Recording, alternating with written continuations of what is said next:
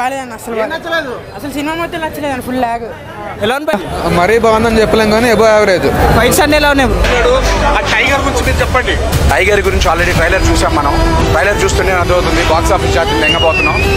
More over first ever in AP 528+ screens అనమాట. 1 shows ఏ హీరోకి లేదు ఇప్పుడు దాకా, ఒక ఎన్టీఆర్కే ఉంది. And one more mass hero అని చెప్పి ట్యాగులు పెట్టుకుంటున్నారు. బట్ అది ఎవరి వల్ల కాదు. One and only man of masses అంటే నా మాసమ్మ మొగుడు జూనియర్ ఎన్టీఆర్. ఇండియాలో కళ్ళతో యాక్టింగ్ చేసే ఒక్క హీరో ఎన్టీఆర్ మాత్రమే. కళ్ళతో యాక్ట్ చేసే ఒకే ఒక్క హీరో ఎన్టీఆర్ మాత్రమే. ఎన్టీఆర్ కళ్ళు కూడా యాక్ట్ చేయగలవు. బాలీవుడ్ జాతిని మింగుతాం, ఎవరినైనా మింగుతాం. కానీ సినిమా మాత్రం మంచి సూపర్ ఉంటుంది. కానీ ఎవరి గురించి అభిమానులు ఎంత ఆశ పెట్టుకున్నారు, కానీ సూపర్ ఉంటుంది. కానీ ఇది మాత్రం పక్కా పక్కా 1000 కోట్లు అయితే పక్కా 1000 కోట్లు అయితే పక్క పోతాండి. కానీ మేము 6 సంవత్సరాల నుంచి ఎన్టీఆర్ అన్న సోలో పర్ఫార్మెన్స్ కోసం వెయిటింగ్ చేస్తున్నాం. ఆకలితో ఉన్నాం. నిన్నటితో మా నెల్లూరు వెంకటగిరి జాతర అయిపోయిందన్న.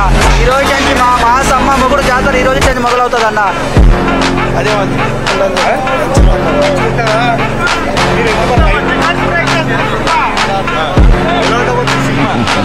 సూపర్ హిట్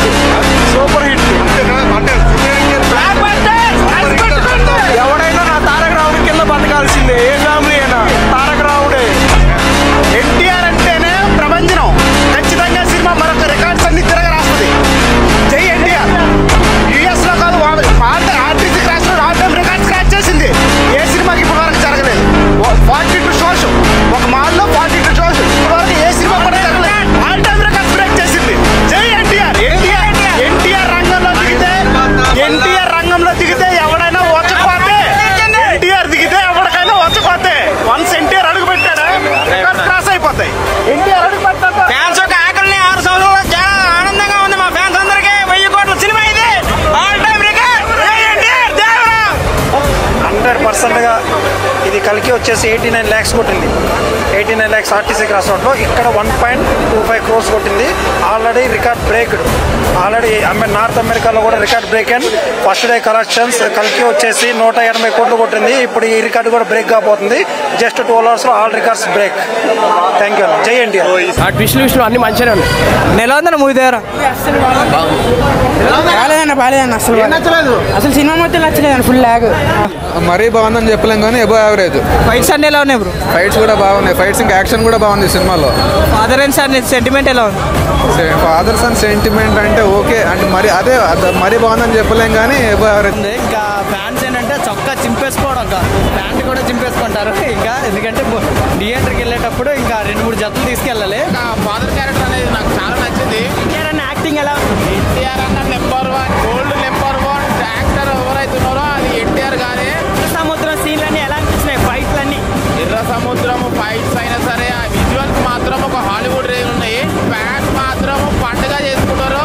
ఫ్యాన్స్ తో పాటు ఆడియన్స్ అందరు పండుగ చేసుకుంటారు. బ్లాక్ బస్టర్ పక్క ఒక రేంజ్ లో ఉంది సినిమా. సముద్రం ఎలా వామ్మో, ఆ 2 ఫైట్లు చూస్తే ఇట్లా లేస్తున్నాయి నరాలు. నిజంగా ఎన్టీఆర్ అనే యాక్టింగ్ అరాచకం అన్న. నిజంగా ఒక పాన్ ఇండియా రేంజ్ లో కేజీఎఫ్, RRR, బాహుబలి ఏది ఉండవు. థియేటర్లో ఎవడు కూర్చోవట్లే ఎన్టీఆర్ అనే దెబ్బకి. ఆ శ్రీదేవి కూతురు కూడా అలాగే ఉందన్నమాట. మన కొట్టాల శివ నిజంగా ఆచార్యతో డిసప్పాయింట్ చేశారు కదా. ఈసారి రాడ్డు పెట్టి దోచేశాడు అందరికి. 200 కోట్ల కల్ క్రికెట్ బ్రేక్ పక్కా చెప్తున్నాను. కల్ క్రికెట్లు ఎగిరిపోతాయి. బాహుబలి కూడా ఎగిరిపోతుంది అన్న. ఎన్టీఆర్ అన్న యాక్టింగ్ నిజంగా చాలా పని చేయట్లేదు దేవరా దెబ్బకి. సినిమా మాత్రం కేసీపీడీ అన్న. అసలు ఐమాక్స్ థియేటర్ ఎవడు కూర్చోలే. థియేటర్ని కాల్చిపారు దింగారు.